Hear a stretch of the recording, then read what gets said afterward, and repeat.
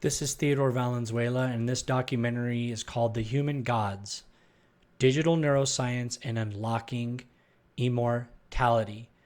Now, everybody wants to live forever. Everybody has the same thoughts at a certain age of death, and it haunts people.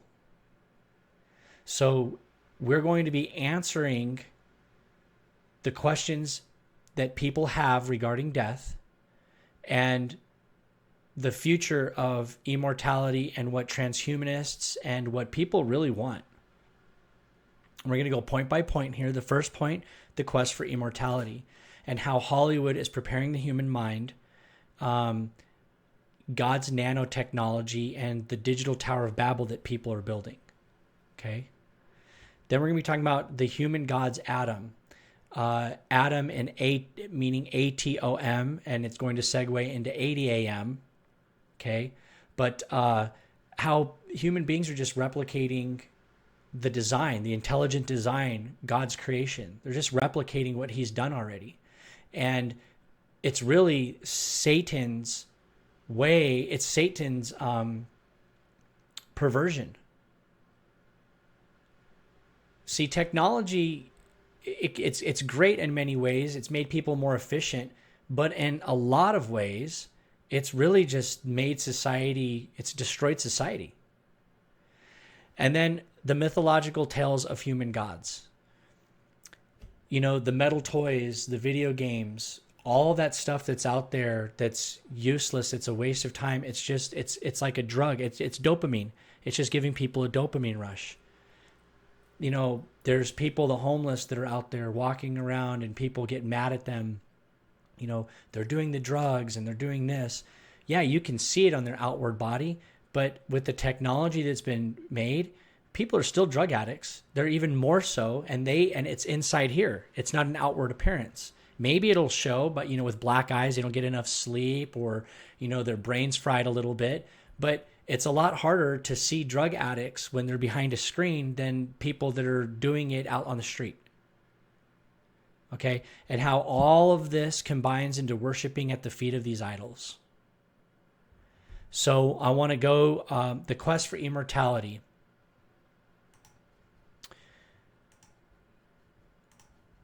Genesis, this is where it all began. Genesis 3, verse 2 through 7. And please get this documentary out to people so that they can learn.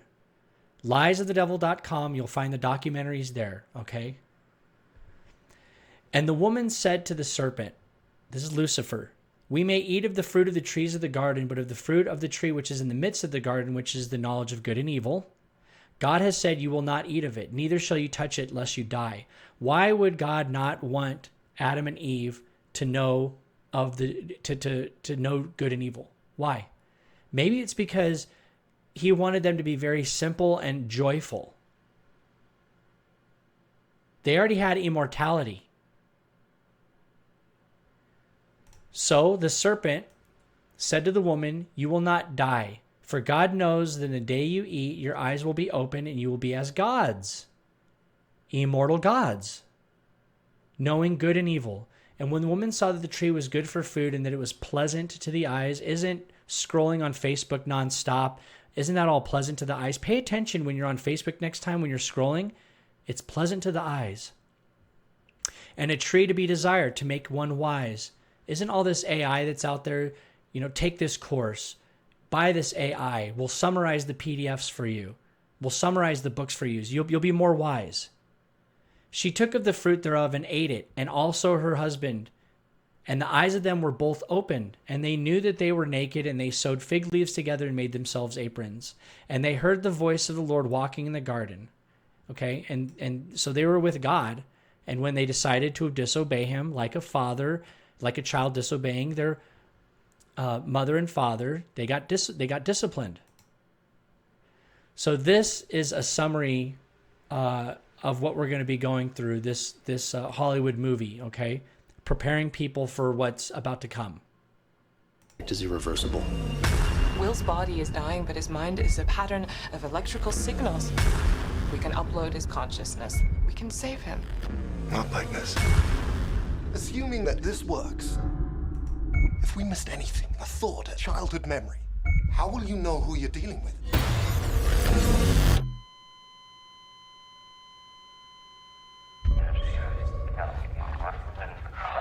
Evelyn, Oh my God. I can't feel anything. I'm here. You need to get me online. I need more power. It may be intelligent, may even be sentient. This is not well. Shut it down and we know what Shut it down! It's him! Your friends crossed the line. They don't know the danger. This is astounding. So how do we fight it? You can't. An AI is like any intelligence.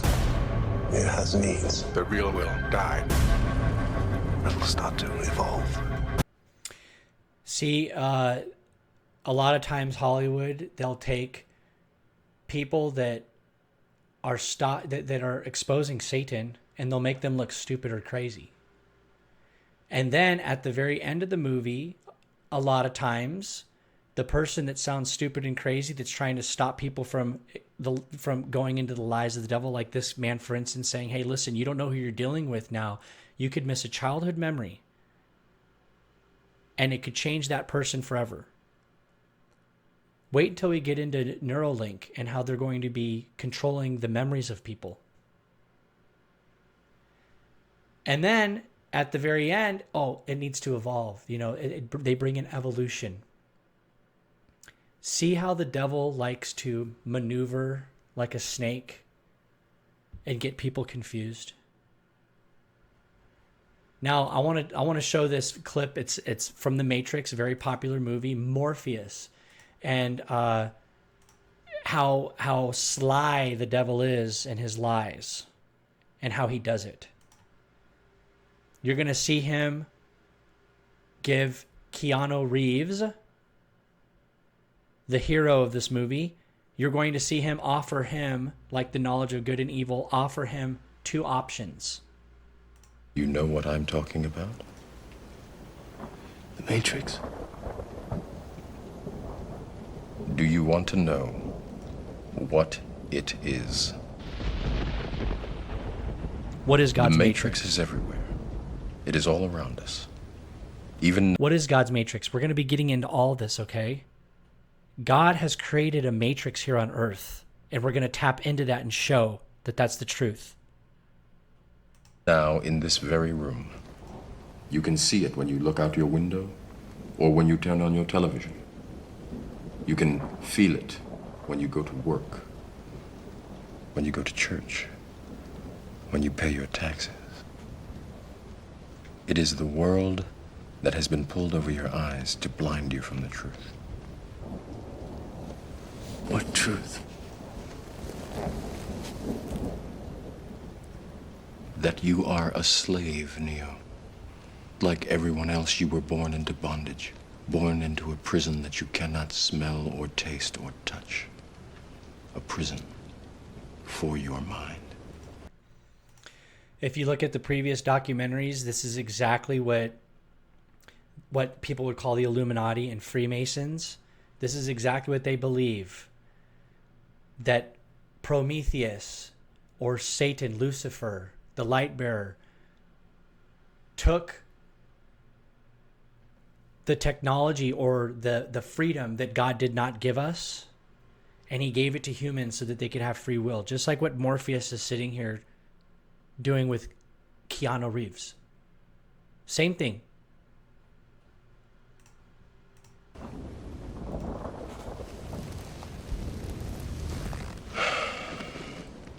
Unfortunately, no one can be told what the Matrix is. You have to see it for yourself.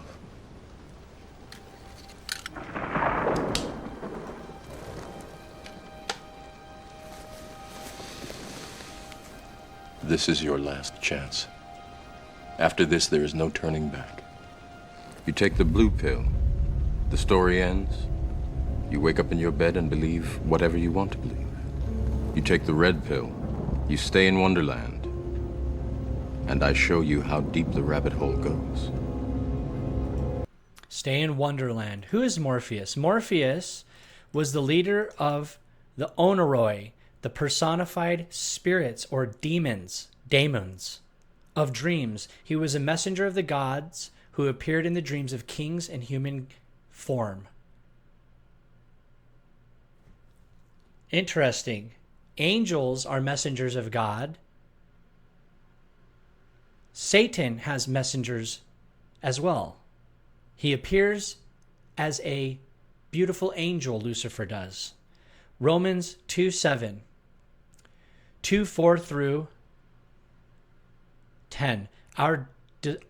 Despisest thou the riches of his goodness and the forbearance and long suffering, not knowing that the goodness of God leads to repentance? So people despise his goodness. But after thy hardness and impenitent heart treasurest up yourself wrath against the day of wrath and revelation of the righteous judgment of God. Meaning people, when they go to hell, God is fully justified in throwing people in hell if that's what he decides. The great thing is God is very merciful and he's not willing that any should perish. Who will render to every man according to his deeds, to them who by patient continuance and well-doing seek for glory and honor and immortality, eternal life. But unto them that are contentious and do not obey the truth, but obey unrighteousness, indignation and wrath, tribulation and anguish upon every soul of man that does evil, of the Jew first and also the Gentile. But glory, honor, and peace to every man that works good, to the Jew first and also to the Gentile. There is no difference between Jew and Gentile. Go to liesofthedevil.com, and there's lots of information there to wake people up. Lots of information to wake people up. We're seeing the end of Walt Disney. People are tired of the filth. And so our ministry, we just keep hammering it. We destroy the idols in front of people. You go to action items. These are items and things in culture that I believe we need to nip. We need to get active about exposing. You have the free documentary section and Bible studies and the War Room. And the War Room is a place where I'm going to be putting a lot of different books and things that you can give to family members, and material that will wake individuals up to the truth of God, and it'll strengthen your faith. Okay. So we went through how Hollywood's preparing the human mind. Now let's talk about God's nanotechnology. Okay. In this article from The Atlantic, no one is ready for digital immortality. I wonder why. Farid, this is hell on earth. Listen to this. Farid, an AI expert at UC Berkeley, knows better than most that physical death and digital death are two different things. My wife has my voice, my likeness, and a lot of my writings. She could very easily train a large language model to be an interactive version of me. Other people have done precisely that. Instead of grieving over a loved one by listening to their voicemails on repeat, you can now upload them to an AI audio program and create a convincing voice, cloning that person's voice. You can train a chat bot of that dead person's emails or texts so that you can forever talk to them. There is enough demand for these death bots that many companies, including Hereafter AI and Storyfile, specialize in them. They're called death bots. Satan is convincing people to call evil good and good evil. And it's not hiding anymore. Immortality, an ancient fantasy revived by transhumanism.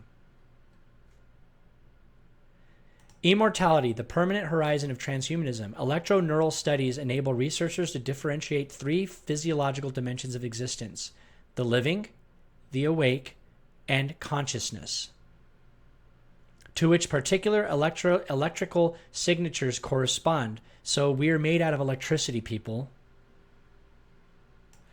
What makes a human being not dead is no longer just his beating heart or his ability to breathe spontaneously. Breathing spontaneously. No. God has given us a body like a machine. It is a machine, and that breathes for us. It's not spontaneously. But it's the capacity to produce a conscious and subjective experience. That's what gives life, according to these people.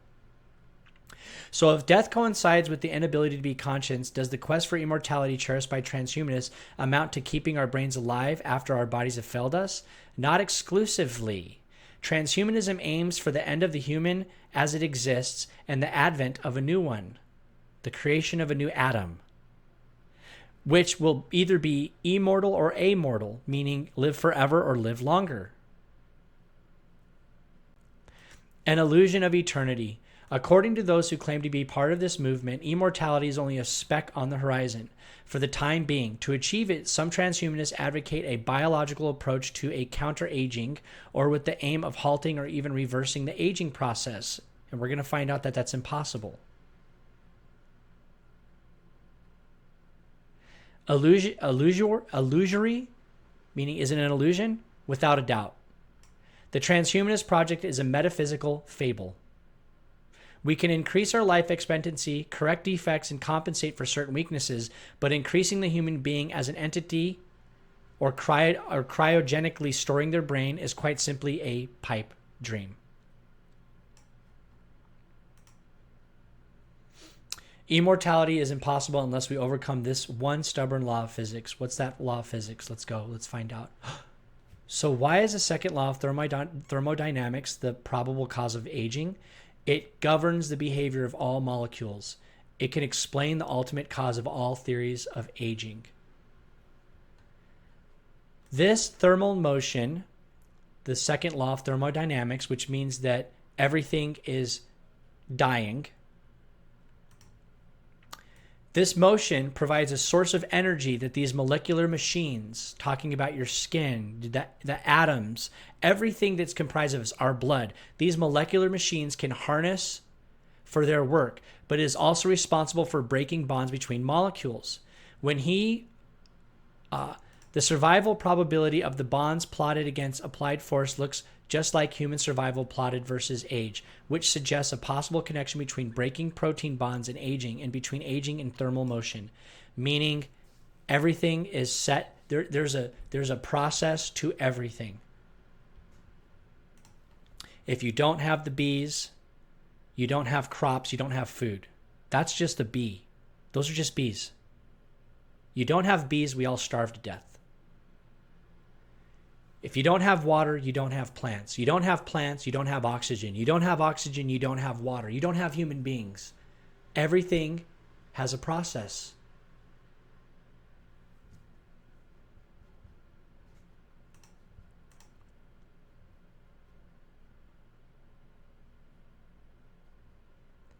So what is the second law of thermodynamics? Or, biobots arise from the cells of dead organisms, pushing the boundaries of life and death in medicine. Researchers have found that skin cells extracted from deceased frog embryos were able to adapt to the new conditions of a petri dish in the lab, spontaneously reorganizing into multicellular organisms called Xenobots. So they're giving God's creation names that are after robotics. Maybe is that to confuse people? Is that to hijack God's creation, and then when they create things like robots and blood that's basically going to be oil for these robots, this robotic blood, they can then use these terminologies that they've come up with so that they can seem like they're gods? These organisms exhibit behaviors that extend far beyond their original biological roles. Specifically, these Xenobots use their cilia, small hair-like structures, to navigate and move through their surroundings, whereas in a living frog embryo, cilia are typically used to move mucus. So there's multiple purposes that cells have. In this case, cilia, a structure that's in the cells. Xenobots are also able to perform self-replication, meaning they can physically replicate their structure and function without growing. They can self-assemble into miniature multicellular organisms.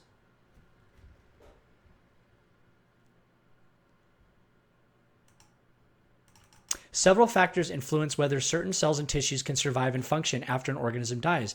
These include environmental conditions, metabolic activity, and preservation techniques like bioelectricity. Electricity is the foundation for everything that moves upon the earth, that has any movement. Electricity.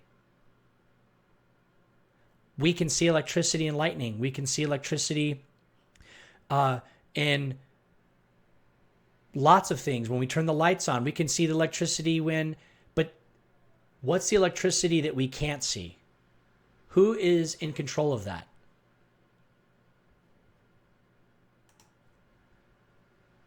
Colossians 1:16. For by him were all things created that are in heaven and that are in earth, visible and invisible, whether they be thrones or dominions or principalities or powers. All things were created by him and for him. Second law of thermodynamics states that the state of entropy of the entire universe as an isolated system will increase over time. Entropy means death. Things are slowly dying. The second law also states that changes in the entropy in the universe can never be negative. Scientists sequence the DNA of the last Neanderthal and it alters human history. So in Bible studies, you don't have to have long videos, and you just have to use the evolutionists' own words against themselves. The theory of evolution from the very beginning of time, when these guys were worshiping the creation more than the creator, this was during, and we're going to talk about the Tower of Babel and the Mystery Babylon religion. They took God's Bible, his word, and they laced over their own storyline so that they could be worshipped as gods. It went from mermaids and mermans crawling up out of the soup of the water or crawling out of the ocean to, over time, finding out how amazing the creation that God made, going, okay, it wasn't mermaids and mermans. It wasn't our god Dagon. It was bacteria, and it was different cells at a very early stage of primordial, at the primordial soup level, over hundreds of millions, if not billions of years ago. And slowly through time, instead of mermans and mermaids, we had fish crawling up out of the water, and then we had frogs and amphibians. And then the amphibians became reptiles, and then the reptiles became mammals. And then we came from monkeys. Let's look at this article, okay? Scientists sequence the DNA of the last Neanderthal and it alters human history. As it turns out, what I proposed 20 years ago was predictive, Slamek told the publication Life Science. This is a guy that digs up bones, okay? They find a little tooth here, they find an animal jawbone over here, and they put it together and they call it a Neanderthal. The population of Thorin had spent 50 millennia without exchanging a single gene with the classical Neanderthal populations. The analysis showed that Thorin had high genetic homozygosity, which indicates inbreeding in the lineage's recent past. It also offers no evidence of interbreeding with modern humans of the time. Everything must be written about the greatest extinction in humanity and our own understanding of this incredible process that will lead Homo sapiens to remain the only survival of humanity. Slamek said in assessing that his discovery means, how can we imagine populations that lived for 50 millennia in isolation while they are only 2 weeks walk away from each other? All processes need to be rethought. So there's no transitional fossils from monkeys to humans. There's no transitional fossils. All they are finding is these little bones here and there, and they're going, how do we make a link between these Neanderthals or these monkey-type things to human beings? How can we do that? We need to find a link here. That's essentially what I just read. We need to rewrite everything now. If you go to liesofthedevil.com in the Bible studies, or if you go on the Rumble channel, YouTube keeps deleting the channels that I make. Rumble censored my videos, a few of them. So we're just living in that type of age. Okay, that's why you need to get the information, you need to learn it, and you need to buy books and read.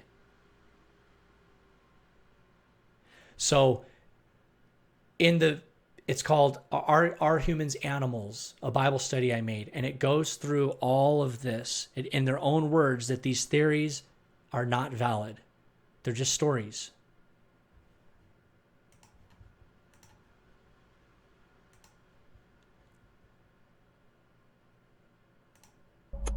Additionally, research involving functional MRI and magnetoencephalography has examined the impact of hallucinogenic substances on brain activity. Intriguingly, these studies have shown that the most intense conscious experiences correlate with a decrease in brain activity rather than an increase. This observation aligns with Dr. Alexander's own experiences during a coma in 2008, in which he encountered a burst of vivid, ultra-real consciousness, even though his neocortex was severely impaired. Dr. Alexander asserts that the hard problem of consciousness cannot be resolved solely through physicalism, the belief that consciousness emerges exclusively from physical processes in the brain. He advocates for extending our exploration beyond the physical structures of the brain to fully understand consciousness. This viewpoint resonates with that of Dr. Wilder Penfield, a noted neurosurgeon, who in his 1975 book, Mystery of the Mind, argued that the brain alone does not account for the mind, consciousness, free will, or the storage of memories. Dr. Alexander discusses a paradigm shift in the understanding of the mind-brain relationship, which is steering a transformation in our global perspective. He posits that the brain does not generate consciousness. Instead, it acts as a filter or reducing valve, facilitating the expression of a more fundamental, primordial consciousness. See how it comes back down to primordial, comes back down to evolution. These people are admitting God is real. They're admitting God's functions that he gave to us. They're admitting all this stuff, but they want to go back to primordial. So what they're saying essentially is all the energy, our soul, our consciousness comes from somewhere, and that our brain just filters a wild conscious, a wild, they call it, the New Age likes to call it God's consciousness, the God consciousness. So when the brain is done functioning, our consciousness, whatever it is that we are to them, a soul, whatever it is, it goes off into wonderland, like what Morpheus says. Why do you think God says, listen, look on good things, focus on me, focus on Christ, so that your mind will be filled with that? Because when we die, if you're focused on death and you're focused on hell and you're focused on the negativity, what do you think is going to happen to the mind? Where do you think it's going to go?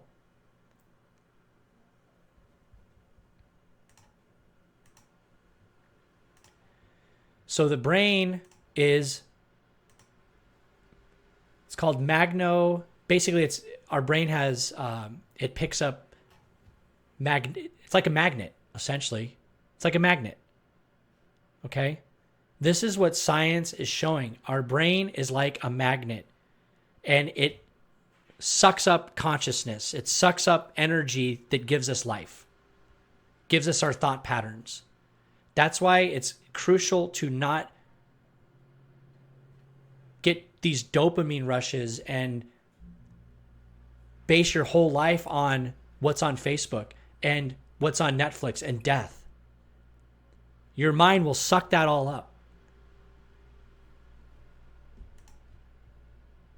Many of them. In that experiment, neuroscientists split the human brain in half, and through very careful experiments that I explained over there, were able to talk to one side of the brain at a time without the other side of the brain knowing what was going on. And what was fascinating about those experiences is that each lobe of the brain was able to experience reality separately and even disagree with things in their immediate environment than what the neuroscientists saw, which showed that there's actually at least two consciousnesses in your brain separated in half, and possibly as many consciousnesses as you can dice the brain into. Like neurons may be conscious in and of themselves and create a sense of consciousness just by doing their work.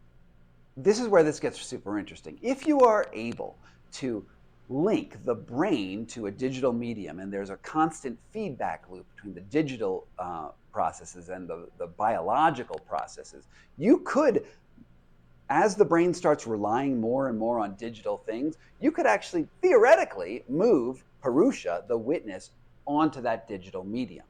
Once you've done that, all you have to do is add more connective storage information and memory onto the digital hard drive in that operating system for consciousness to continue forward. So essentially this is what's going on. Your brain, it's doing this. The information going in and out. One side of the brain functions on one, it has a different consciousness or a different way of thinking. The other side has a different way of thinking. And both of them working together, it formulates what we have today, which is morality, all the truths that we know, the good, the bad, and the ugly. Okay?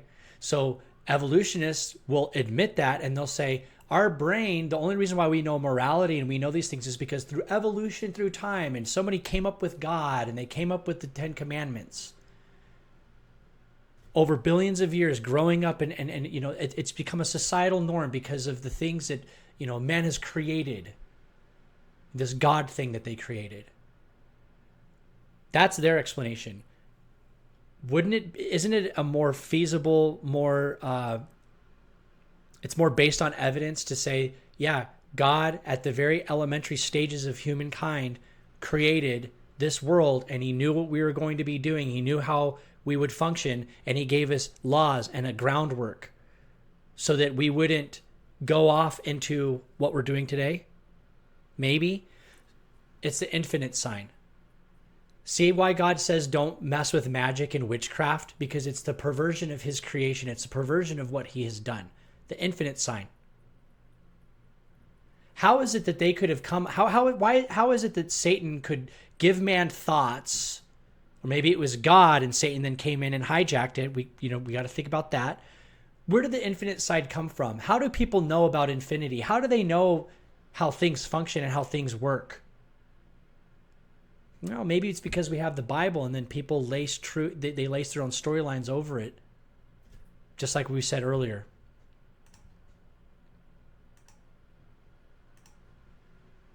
Virtual reality holds a key to the evolution of the human mind. With a vision of the future. I have a game in my house that you might like to play. Would you like that?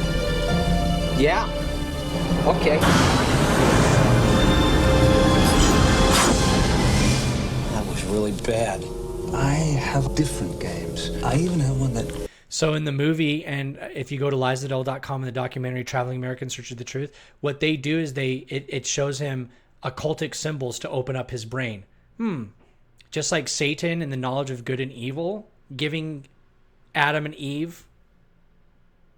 Look how much occultism is going on today. Could help make you smarter. Now, Job Smith is about to enter the world of virtual reality. It's gonna hit me! No, Job, just relax. It's gonna be like being up there with the stars, Job. Going to another planet. His mind is like a clean, hungry sponge.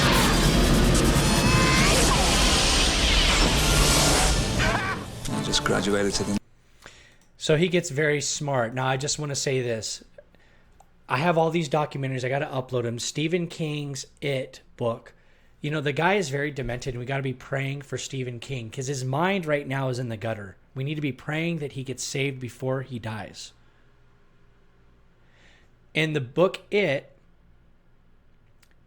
the children trying to get away from the clown, they go under the sewer system or something like that. And in order to break the evil, they have relations with the one girl. And all these boys are having relations with this one girl and having at it. They do evil to get away from evil. That's what Stephen King. So when people are tapped into the Lord, they have heavenly, beautiful, celestial thoughts of his kingdom. And they do good things in his name. When people tap into the Antichrist, they have disgusting thoughts. And then they can tap into entertainment. And they give people entertainment and myths, just like the Lawnmower Man, talking about things that are going to be in the future and things that we should be looking out for. But it's all good. See, the occult is good. It's going to open up your brain. Now, who would have ever thought the Lawnmower Man, a goofy movie, would be talking about the digital Tower of Babel? You honestly think I'd entrust something that important to you? Voila. But people want a show. And now that Job has solved the Egypt link, the chip can be activated. Job is the man that was the lawnmower guy, and he got smart, and now he's the Antichrist essentially. Now get out of my sight.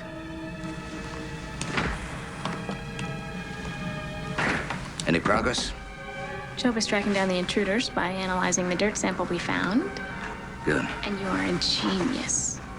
Yes, I know. I think it's time we called the president. Try to get virtual light Europe. Where? Anywhere. Uplink. England. Virtual light. Senator Greenspan's dreadful accident. Yes. I know how much he wanted to be a part of what we're doing here today. But la vie continue. We will be joined by hundreds of other prominent people who'll be jacking in from all over the country. So if you're ready, don your iPhones and we can begin.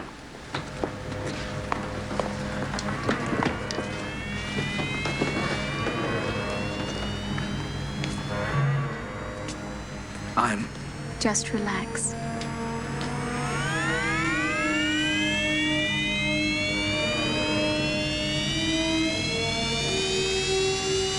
See the Freemason symbol in the back?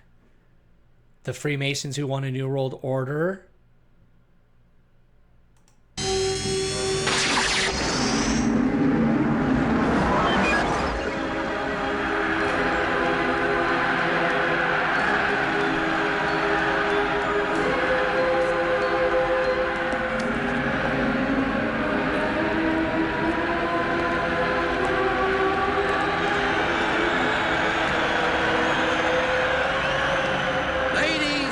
Gentlemen, welcome to Virtual Light.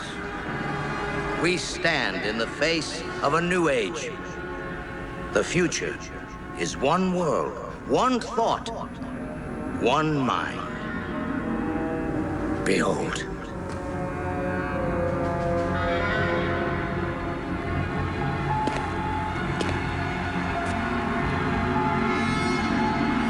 The future is now.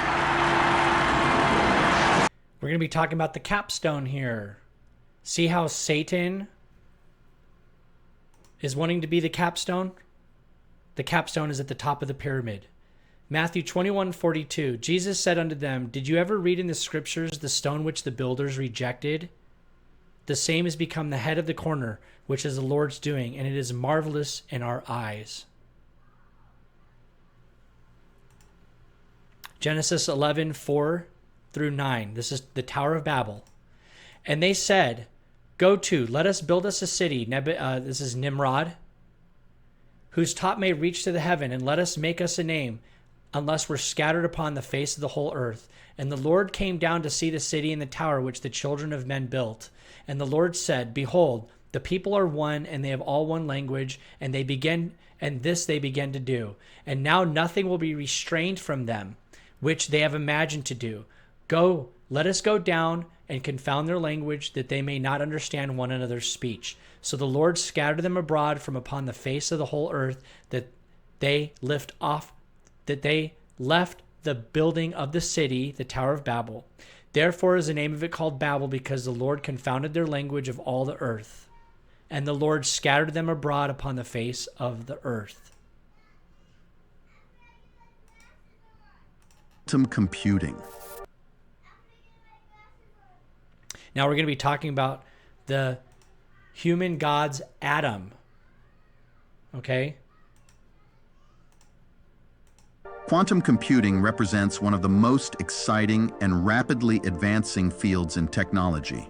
Unlike classical computing, which uses bits as the basic unit of information represented either as 0 or 1, quantum computing uses quantum bits or qubits. Qubits have the unique property of being able to exist in multiple states simultaneously. Simultaneously. See those? Those look like atoms.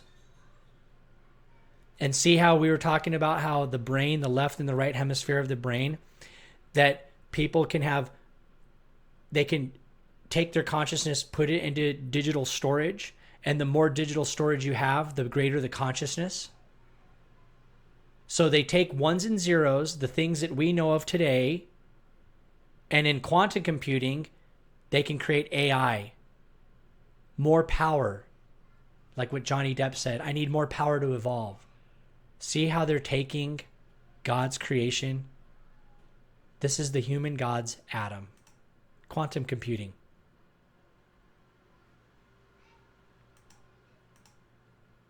Let's look at the brain, okay? Just amazing facts of the brain. The brain is 3 pounds. 3 pounds. It's made of 75% water. It's got 100 billion neurons. 100,000 miles of blood vessels are in the brain.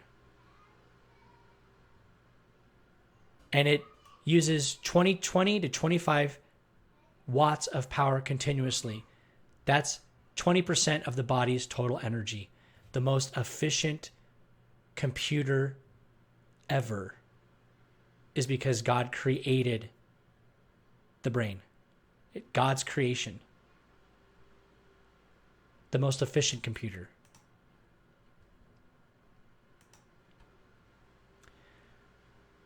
Let's look at the functions of the frontal lobe of the brain. Your behavior, your thought process, your problem solving, attention, creative thought, emotion, some of them, intellect, judgment, initiative, sense of smell, some eye movements and muscle movements. That's just one part of the brain.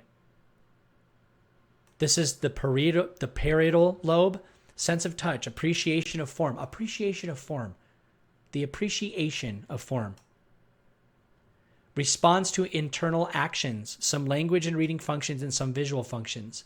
The temporal lobe, visual memories, vision pathways, music, fear, language, speech, behavior and emotions, and identity.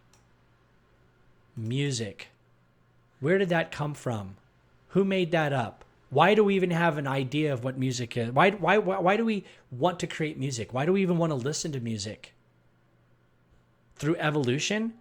What does that benefit anybody?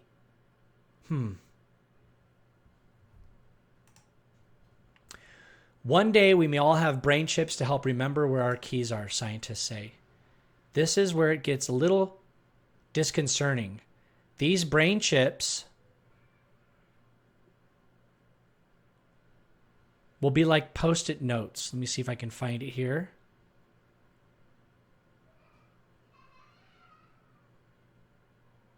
Here we go. The hope is that once it is ready for clinical use, it will be able to use and treat any condition that impairs memory function from traumatic brain injury. Let me see if I can find be patient with me here.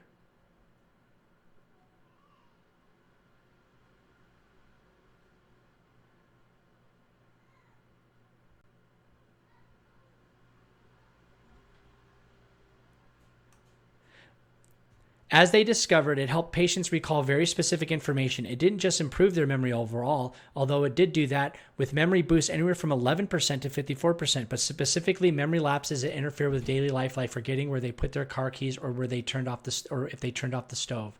And later, and in this article, you can go pull it up and read it.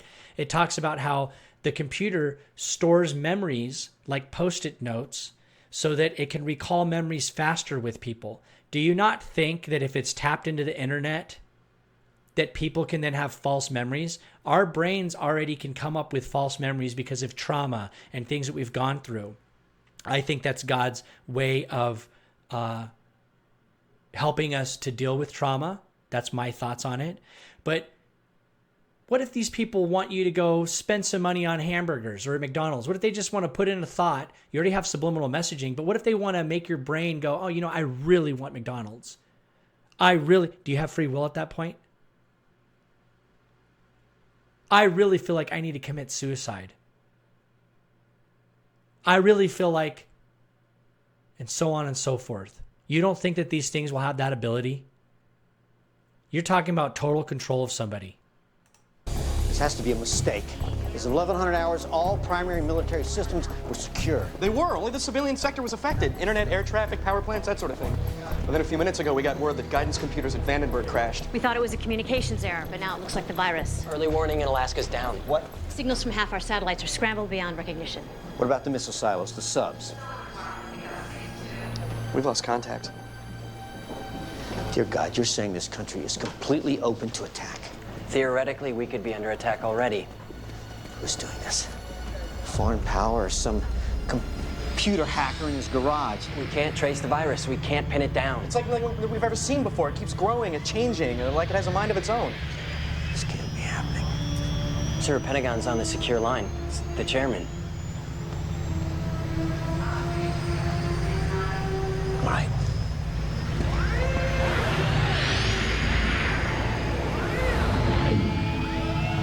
It's called Order Out of Chaos. We're hoping to hell here you got some kind of solution for us. I know what you're looking for, sir, but Skynet is not ready for a system-wide connection. That's not what your civilian counterparts over there just told me. They say we can stop this damn virus.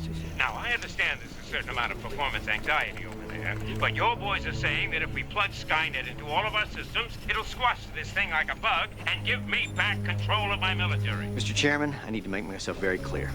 If we uplink now, Skynet will be in control of your military.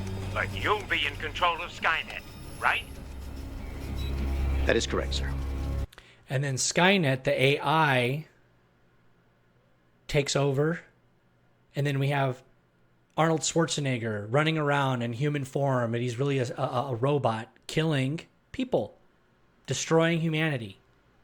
See how it just looks entertaining and fun. It's entertaining and fun. We're going to have heroes that are like the military. They're going to go in and they're going to save the day. Meanwhile, let's make this all a big joke.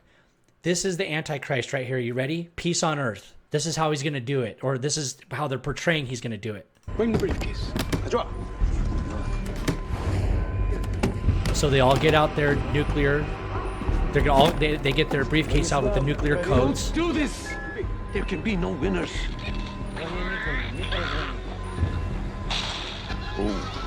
High score. Let history record.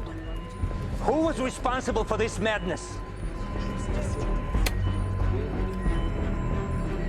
Launch. So everybody starts launching nukes at each other because the man that was playing the game on the phone, he's the one that started it.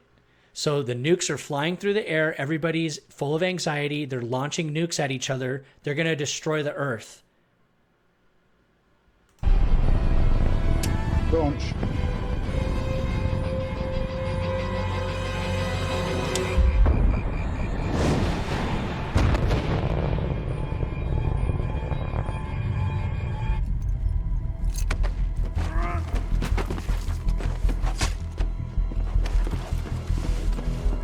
Eyes on the Emerald City. Jay Colton, you're a go for POTUS.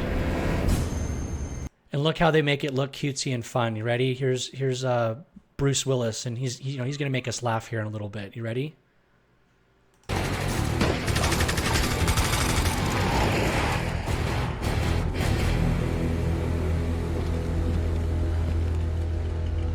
all right? Yeah. You all right? My cholesterol's a little high. Jay and General Colton, checkpoint neutralized.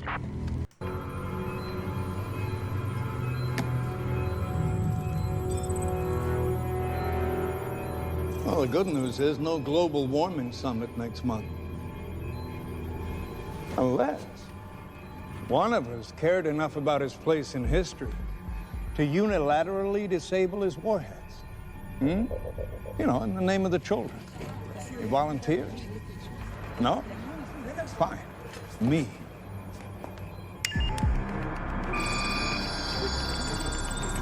And all the warheads and then the warheads explode, and there's now peace on Earth. And he says, welcome to a nuclear-free world. And this documentary, go to liesthedevil.com, World of Lawlessness. It'll lead you to the Rumble channel. You'll find it and in all the different channels that we have. World of Lawlessness, The Rise of the Antichrist documentary. Okay? It goes through in depth what we're talking about in here, in this documentary. Okay? How far into the future do you want to go? It will be a future where AI becomes more human and humanity becomes more artificial. There will be Tesla bots climbing up buildings and sent to the moon. AI chatbots guide people through lucid dreams, a dream that they can control. Tunnel diggers are building an underground city on Mars, and fusion energy is used to power floating ocean cities and rotating ring space stations. I want to pause it right here. Isn't it crazy how the movies talk about the Earth is just full of toxins, nuclear decay from nuclear warheads, just a wasteland. And then they're going to be building space stations for people to live in. This is real, okay? Here soon, you can live 30 days up above the Earth. SpaceX, robots. And they're going to have anti-gravity cities for people to hang out in. They're building it right now. Artificial gravity stations, excuse me. This is what they want. This is what they're projecting is going to happen. Space elevators, extending from Earth to geostationary orbit, have become the primary mode of transportation for materials and people. This innovation drastically reduces the cost of space travel, fueling a surge in space colonization and industrialization. Genetic engineering enables parents to design their children with enhanced physical and intellectual abilities, creating a divide between the genetically modified and natural born. This societal rift generates intense emotions of envy, guilt, and existential angst as people question the essence of humanity. AIs merged with quantum computers can predict personal life events with high accuracy, allowing individuals to prepare for future joys and challenges. Do you think that if the AI is sitting there and the brain chip is doing post-it notes of memories in your brain and it's able to guide you through lucid dreaming, that it'll be able to self-prophesy what you're going to be doing? Go to liesofthedevil.com. There is a documentary called, and it's parental discretion is advised. Okay, viewer discretion advised. Watch Alien Covenant, The Last Supper, and Satan's New Testimony. Okay? Ridley Scott's alien movies are more than science fiction and horror. It's using the Holy Bible as its main storyline and wrapping itself in Antichrist theology. Ephesians 1:17 through 22. And the God of our Lord Jesus Christ, the Father of glory, may give to you the spirit of wisdom and revelation and the knowledge of him. The eyes of your understanding be enlightened, that you may know the hope of his calling and the riches of glory in his inheritance of the saints. And what is the exceeding greatness of his power to us who believe, according to the working of his mighty power, which we wrought in Christ when he raised him from the dead and set him at his own right hand in the heavenly places, far above all principality and power and might and dominion in every name that is named, not only in this world, but also in that which is to come, and has put all things under his feet and gave him the head over all things in the church. Talking about Jesus Christ. Proverbs 3:5 through 6. Trust in the Lord with all your heart and lean not on your own understanding. In all the ways acknowledge him and he shall direct your paths. So if people, the human gods, are admitting that the brain is a filter for outside electricity and bioelectricity, if it's a filter, do you not think that the invisible that we can't see, do you not think that there was a creator? Do you not think that there was a designer? They are admitting it themselves.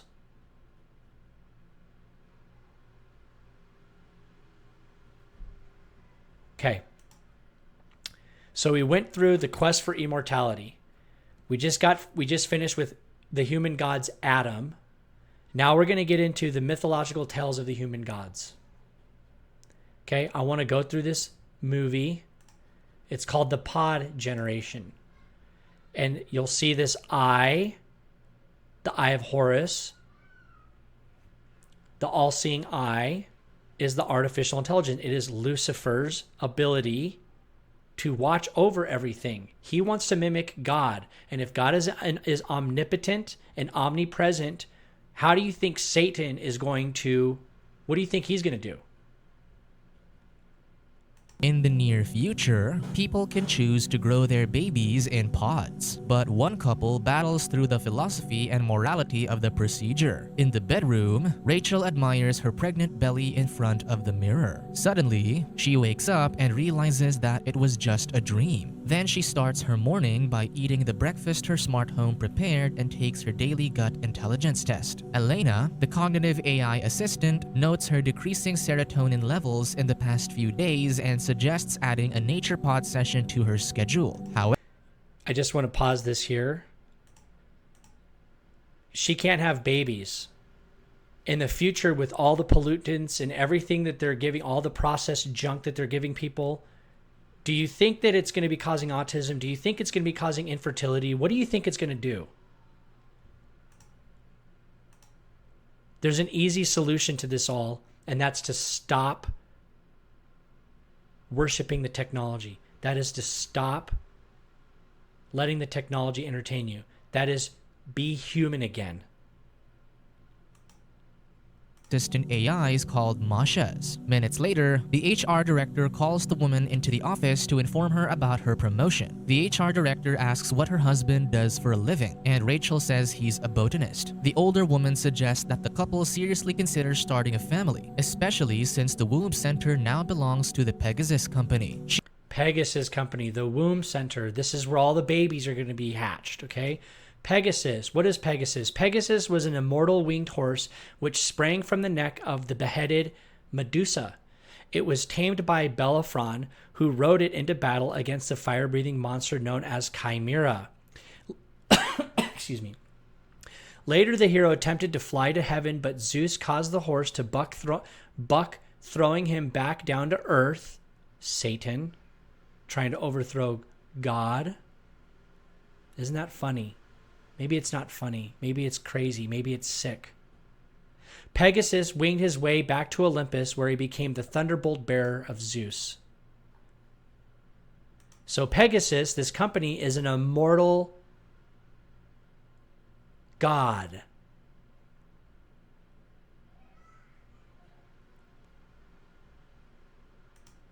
The strange dream she's been having lately, and the AI reminds her that dreams aren't reliable analytical material. Weeks later, the couple listens to the baby's heartbeat, and Linda informs them that they can take the pod home for 2 weeks at 6 months of gestation. Then they open the tiny viewing window and stare at the embryo. Months later, Alvy sees the baby's room that Rachel decorated and suggests and nearly drops it. Seeing that it upsets his wife, he explains that she'll have to accept that their baby will stumble and fall at some point in its life. As they prepare for bed, they hear the pod emitting a noise, and they rush back to the nursery. Alvy accuses his wife of forgetting to feed the baby, so she reminds him that he has access to the same apps and shares equal responsibility for the child's well-being. Do you remember Tamagotchis? The virtual pets? Getting people geared up for the future.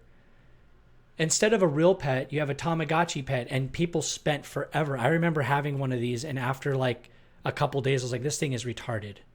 You sit there and you feed the pet, you teach it tricks, and it tries to synthesize real life. Next day, they visit the Pegasus company's private school. A man mentions that his nephew, born in the womb center, doesn't have dreams. So the artificial babies aren't having dreams. Listen to what the response is.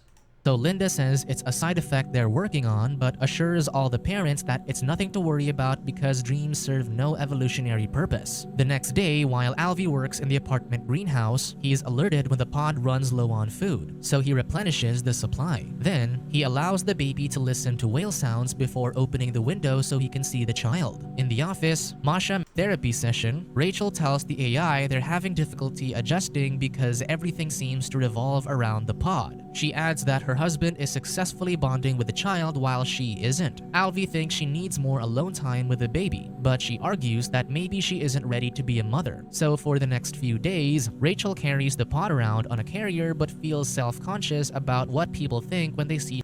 So she feels self-conscious because she wants to become human, okay? Now, check this out. This is the very ending of the movie. They want to go back to God's creation, and look how they're handled. work, and Rachel denies that she has depression. Soon the couple meets with Linda, who asks them their preferred date for the induced birth. They wonder why, so the woman explains that the pods are in high demand, so they need to induce at 39 weeks. When Rachel asks if they can keep the pod at home until it's ready for birth, Linda says the rule forbidding it is in the fine print of the signed contract. As they exit the building, Alvy tells his wife to wait for him outside. He returns to the nursery and steals their pod. After waking from a dream where she takes a baby home from a supermarket, Rachel enthusiastically tells Alvy they should go to Shell Island and have the baby there. When the husband asks why, she says she doesn't want their child's first moments to be in the womb center. So the man speaks to Linda and explains that his wife is in a bonding phase with a baby. The woman reminds him that the pod should have stayed in the facility. Alvy argues that the baby is under their jurisdiction, but Linda reminds him that the pod is the womb center's property. Then he admits that he and his wife are considering a home birth, and Linda says they'll need a self-generated birth code to open the vessel. Isn't that crazy? The corporation owns everything. If the government gets involved with private corporations, you're going to have things like this happen. The government is and should only be involved in maintaining people's freedoms so that corporations can't do this stuff. They need to make laws to restrict people from smartphones and to restrict pornography that's destroying children's minds. They need to keep and preserve people's freedoms because these corporations are in it to destroy the soul. Do androids dream of electric sheep? You know, it goes back to the drugs. When people are taking drugs and mushrooms and they're actually cutting off their brain's ability to think.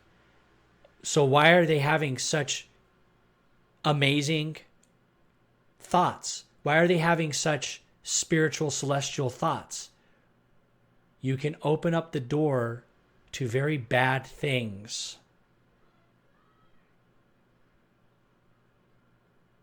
So Philip K. Dick used to always, what the author, it's called Blade Runner, the movie, but the book is called Do Androids Dream of Electric Sheep? He would always be taking drugs. He would always be taking drugs. And he never talked about God, but he would come up with the most amazing science fiction movies, books that have been made into movies that are just mind-blowing. It's like, how did this guy know what the future was going to hold? Maybe revelation, maybe the prophets that knew God and were close to him, do you think that maybe God gave them revelation of things to come? Why is everybody obsessed with Philip K. Dick? Why are they so obsessed with people that write antichrist literature? Why are they so obsessed with that? Why are they always trying to get rid of God and his prophets? This is interesting. Hear that human beings are beasts. I'm going to play this video. Other projects in this field are testing by placing baby animals, such as lambs, in bags of liquid. But this EU-funded team is using a very different beast, silicone rubber. Using a different kind of beast. Romans 1:25. These people change the truth of God into a lie and worship and serve the creature more than the Creator, who is blessed forever. Amen.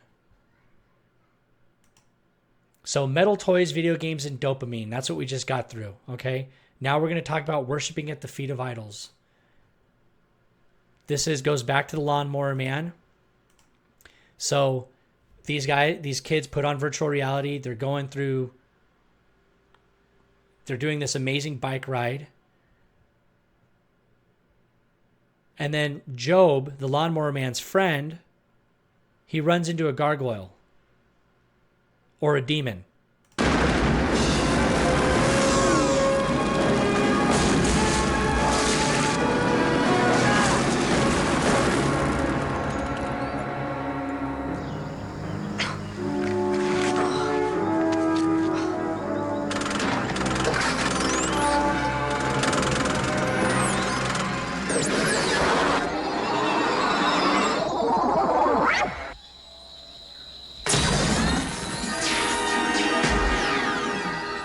Job? You're alive. How can that be? There isn't time, Peter. I need your help.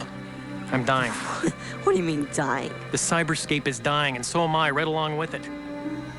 I'm trapped here, Peter. You've got to help me. I don't get it. I need you to find someone for me. Benjamin Trace.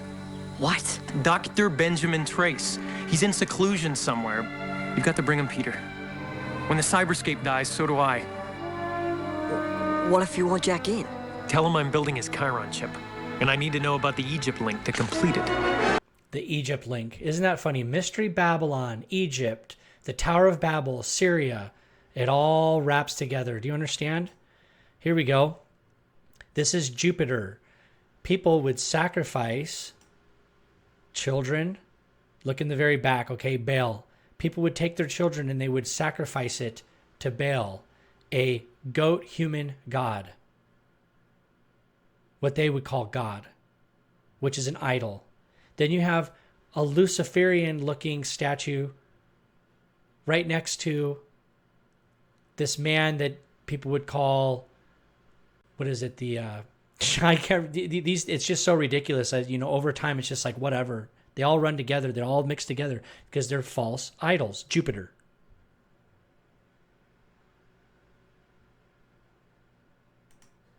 This is Baal. This is the goat man holding a baby. People would sacrifice their babies to this thing. This is the mythology of the human gods. This is their religion. Here's more people sacrificing to Jupiter and to Baal. See there in the back, has a little child in its arms and it's flames around Baal, and people sitting there dancing.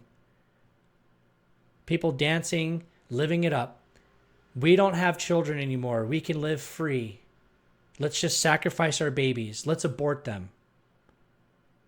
There's the golden calf up above their head.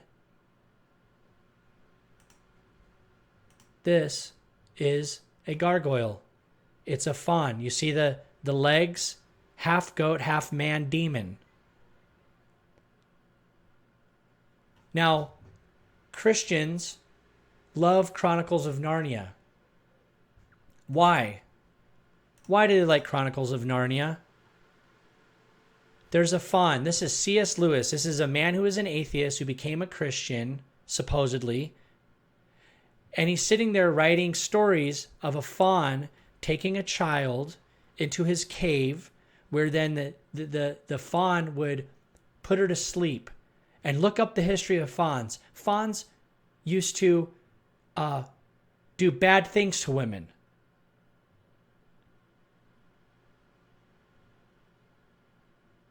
Do not mix paganism. Do not mix the traditions of pagans, whether that be in events, whether that be stories, and mix them in with Christianity.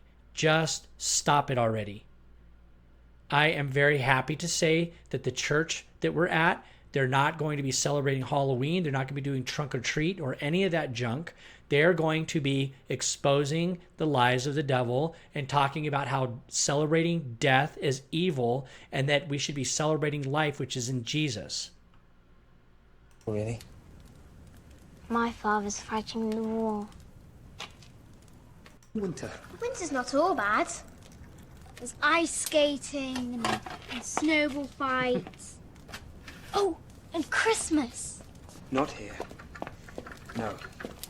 No, we haven't had a Christmas in 100 years. What? No presents for 100 years. Always winter, never Christmas. It's been a long winter. Mixing in mythology with Christianity. Or what's the real history behind winter solstice? See how it's all a mess? See how it's just confusing? It's confusing children. Revelation 18:11, and the merchants, the rich people, business people here on earth shall weep and mourn over her, the whore of Babylon, the one that's giving them money, for no man buys their merchandise anymore. Stop buying their merchandise. Don't wait for tribulation and hell on earth. Don't wait for that. Stop buying the merchandise now. because through their sorceries, they have fooled the earth. Revelation 17. Come here, I will show to you the judgment of the great whore that sits upon the waters, with whom the kings of the earth have committed fornication, and the inhabitants of the earth have made drunk with the wine of her fornication.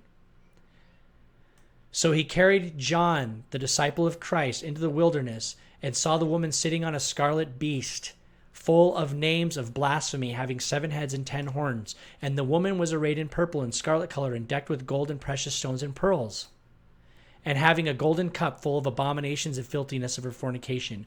And upon her forehead was the name written, Mystery Babylon, the Great, and the Mother of Harlots, and abominations of the earth. And I saw the woman drunk with the blood of the saints, and with the blood of the martyrs of Jesus. And when I saw her, I wondered in great admiration. And the angel said, Why do you marvel? Let me tell you what this is about. The beast that you saw was and is not, meaning the beast is not through movies. Everything I was telling you about was not, but is. Meaning he's hidden, but he will be revealed. And shall ascend out of the bottomless pit and go into perdition. And they that dwell on the earth shall wonder, whose names were not written in the book of life from the foundation of the world, when they behold the beast that was and is not and yet is. And here is the mind which has wisdom. The 7 heads are the 7 mountains which the woman sits. And there are 7 kings. And they will have a short space of time. And the beast that was and is not, even is the 8th, is of the 7 and goes into perdition. Meaning the beast will come on earth when the rest of the kings are ready. And the 10 horns which you saw are the 10 kings which have received no kingdom yet, but receive power as kings in 1 hour with the beast. These have one mind, and shall give their power and strength to the beast. And they will make war with the Lamb, and the Lamb will overcome them, for he is the Lord of lords and the King of kings. And they that are with him are called the chosen and faithful. And he said to me, The waters which you saw, where the horse sits, are the peoples and multitudes and the nations and tongues. And the 10 horns which you saw upon the beast, they will hate the whore, and will make her desolate and naked, and will eat her flesh and burn her with fire. For God has put in their hearts to fulfill his will, and to agree, and to give their kingdom to the beast, until the words of God shall be fulfilled. And the woman which you saw is that great city which reigns over the kings of the earth. God is amazing and merciful and loving, and everything that we're seeing has to happen. It has to happen according to his word. Now, at any moment, people could stop this. People could stop this nonsense. That is the truth. Just like ending Walt Disney. Who would have ever thought that would happen? Stop the sorceries. Stop the evil. Get back on track. Follow the Lord. Get around good people. Have good fellowship. Be bold and righteous as a lion for the Lord, and see amazing things. Now, when people decide they're not going to follow God, and they're going to keep going in the trajectory and the sorceries of the merchants, you're going to have moral decay and degradation, which we're seeing today. It can be reversed. That's God's promise. But, and I hope it's not in my children's lifetime, and I hope it's not in their children's lifetime, eventually, this is where it goes. It leads to kingdoms wanting money so much that they give control over to the beast so that they can continue with their filthy lucre, the whore of Babylon, giving into these mystery religions. And as soon as that happens, when they find out that the beast, the whore, can't do anything for them and is a joke and is a deception, the kings of the earth will devour the beast, will burn it with fire. Why don't we do it early?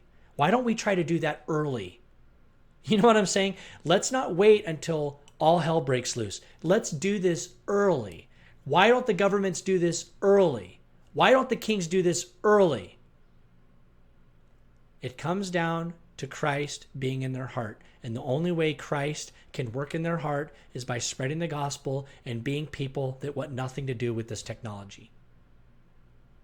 Sure, there's great things with technology, make people more productive, but stop worshiping the phone. In fact, the last documentary that I made called, well, let me see here. I've got the script right here. The last documentary you'll find it at liesofthedevil.com. It's called The Root Cause of America's Problems: Banking, Socialism, and the Conspiracy to Overthrow Jesus Christ. We talk about this. We talk about that in that documentary.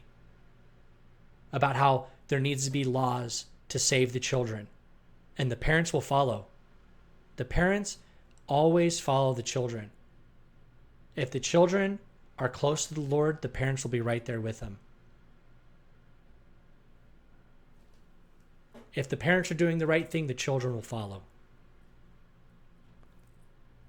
Philippians 4:13, I can do all things through Christ, which strengthens me. John 8:32, you shall know the truth, and the truth will make you free. And the truth is the Lord Jesus Christ. He is the name of the Father, the Son, and the Holy Spirit, Yahweh, Jehovah. And I hope you follow him.